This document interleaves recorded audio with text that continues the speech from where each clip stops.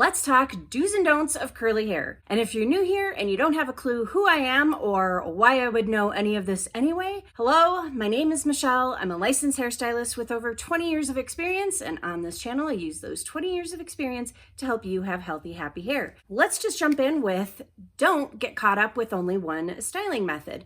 Do realize that everyone's hair is different and there are many different ways to care for and style your hair, and there is no one size fits all because, as I mentioned, everyone's hair is completely different and what works for one person may not necessarily work for another. Don't take curly rules as gospel. Do realize that people recommend these things based on their own experiences with their own hair. Not all curly hair influencers have experience working with a multitude of different hair types. They really only have experience working with their own, so they are giving you information that works for them. And they're a lot of times just reiterating something that they've already seen, read, or heard somewhere else, and they're just continuing these curly rules, but there are actually very few, if any, curly rules because, again, everyone's hair is completely different. So, for example, there's a curly girl rule that you need to deep condition your hair every single week. That might be true for some people, but for other people, especially those with fine, easily weighed down hair that is very healthy and doesn't need all of that conditioning, it's not going to work for them. It's just going to make your hair very over-conditioned, which will make it kind of lose its curl. It won't hold its curl very well. It can also start to feel a little bit mushy. It can get really frizzy and look very undefined. So if you're experiencing that and you're following the rule of once a week deep conditioning, it may be a rule that you might want to break for your hair. Moving on to don't pick your products according to your curl type. And I know this is one that you hear all over the place, that you need to know your curl type in order to pick out your products, but I'm here to tell you that that's not exactly true. You're going to pick out your shampoos according to the condition of your scalp, whether it's oily or if it's dry, and any other needs that your scalp might have. And then secondary to that is the condition of your hair. And then for choosing a conditioner, you're going to choose conditioners based on the condition of your hair. So whether it's dry or brittle, or if it's overall pretty healthy, you're going to choose according to that. And when it comes to your styling products, you're going to be picking out products first and foremost according to the results that you're after. So if you want volume and you want light, fluffy, bouncy curls with no cast, and you want just touchably soft hair, you're going to use different products than if you're looking for lots of stronghold, a cast, and you want lots of longevity, and you're looking for definition. Those are going to be different products than for the volume. You also then pick out products according to your hair's texture. So whether or not it is fine or coarse or somewhere in between. Fine hair, you're going to want to use lighter weight products because it will get weighed down far easier than coarse hair. Those of us who have coarse hair, and coarse doesn't mean rough, it means the individual diameter of your hair strand. So if the diameter of your hair strand is very large, your hair is coarse. And if it's very, very small and you can barely see your hair with the naked eye, or you can't see it with your naked eye, then your hair is very fine.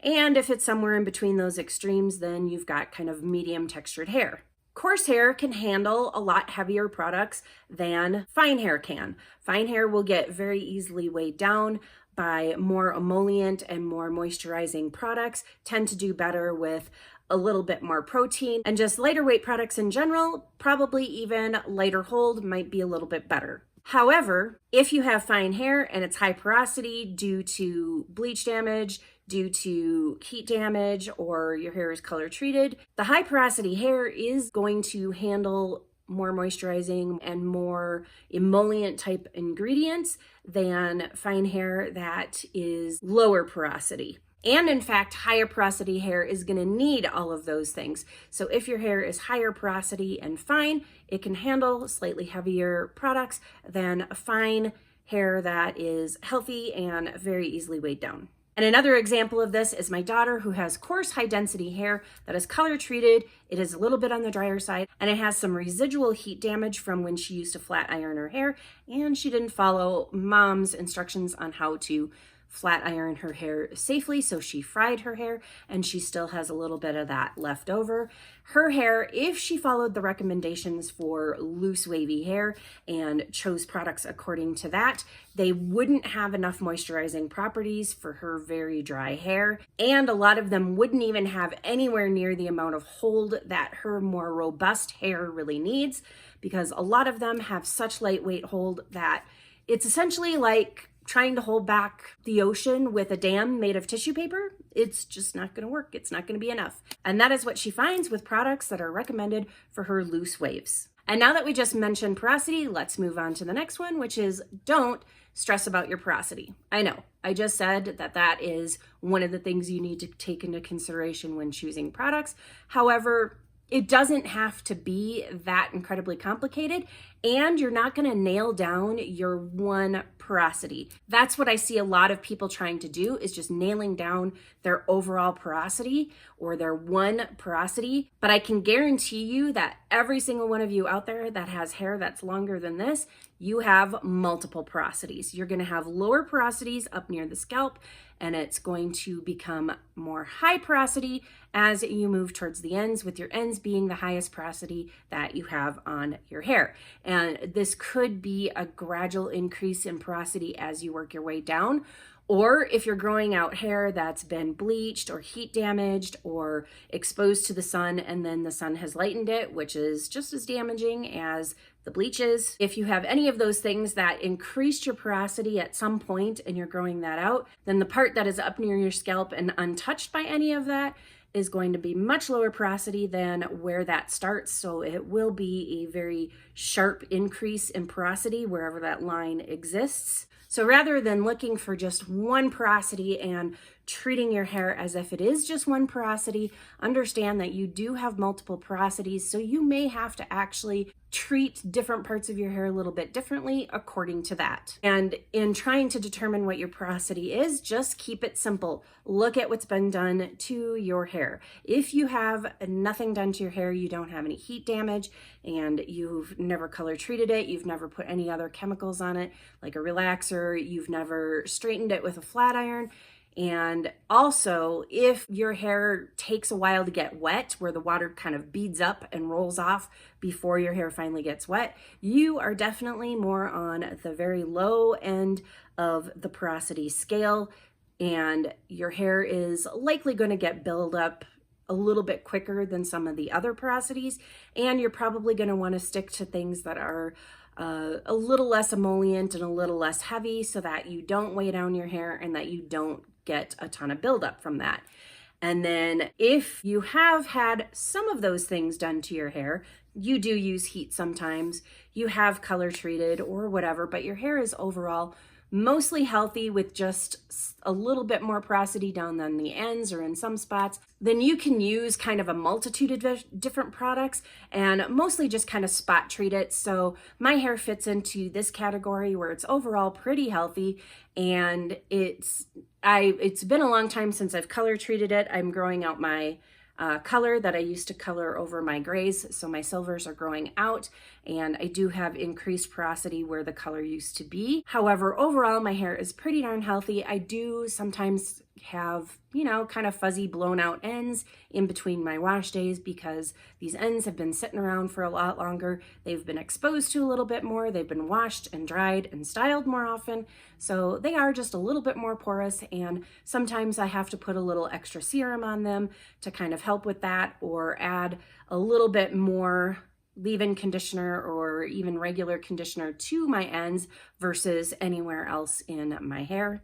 And if you are somebody who has bleached, you regularly heat style, you have just visible damage, you definitely have high porosity hair, and you're probably going to need all the things. You're probably going to need to deep condition on a regular basis. You're going to need both protein, you're going to need moisture, you're going to need those emollient ingredients, and your hair is probably going to be able to handle some more heavy type products versus the low porosity or the more healthy types of hair. So there's no reason to get out a cup and do the cup test, which by the way isn't accurate anyway.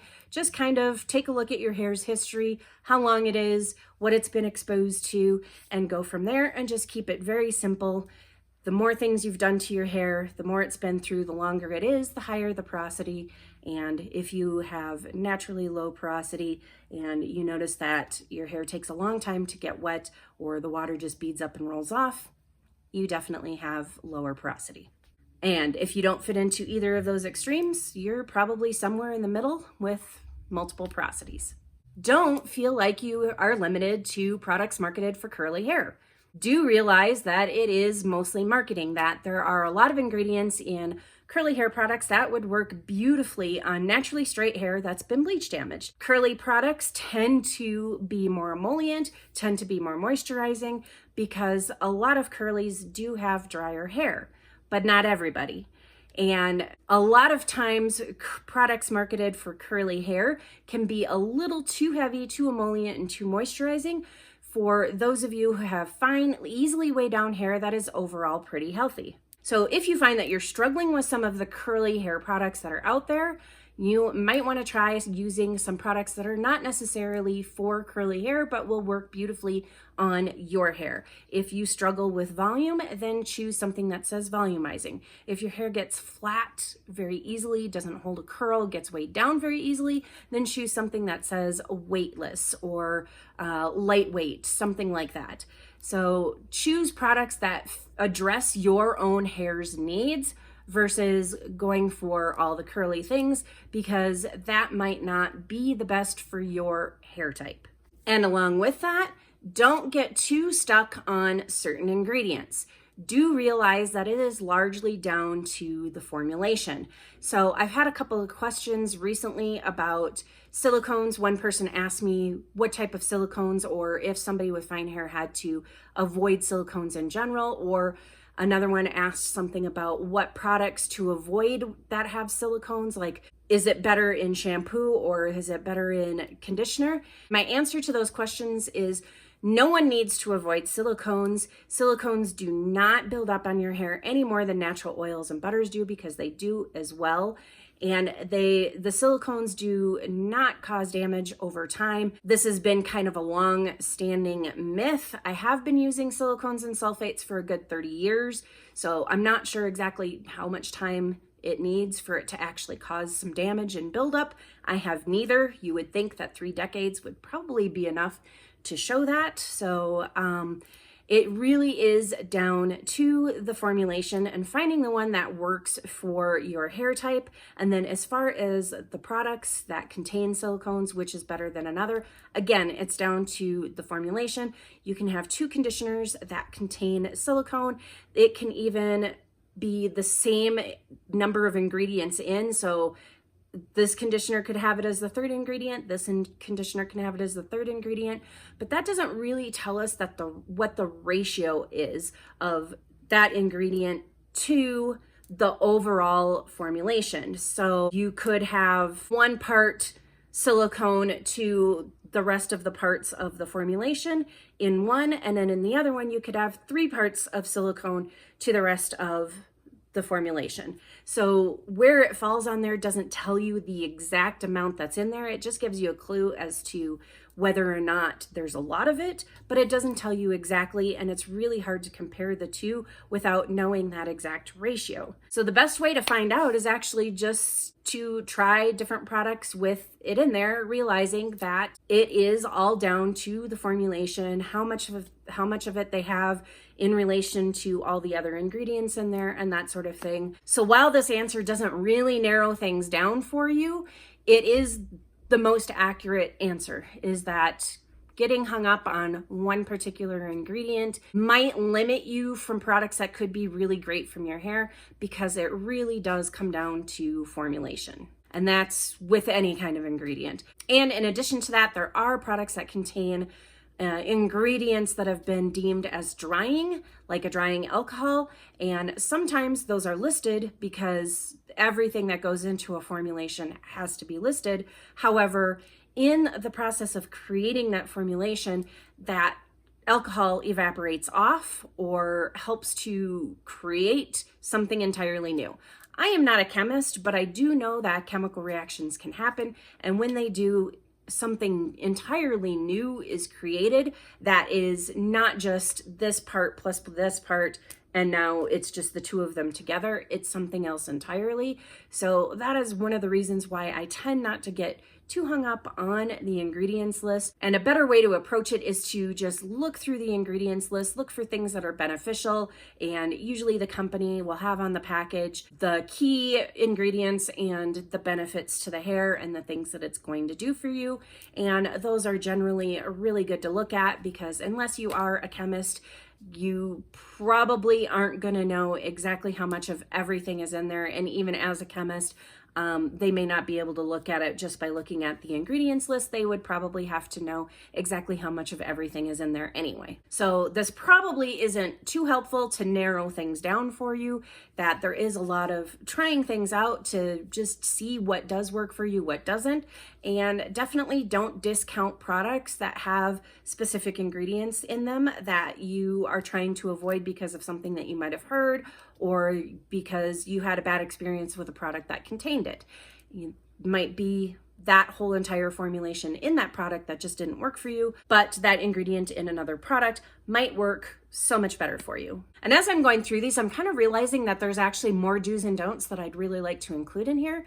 So I may have to do a part 2 of this. So if you're finding this very helpful and you would like a part 2, go ahead and leave that in the comments and let me know. And finally, or at least for this part anyway, don't aim for frizz-free results.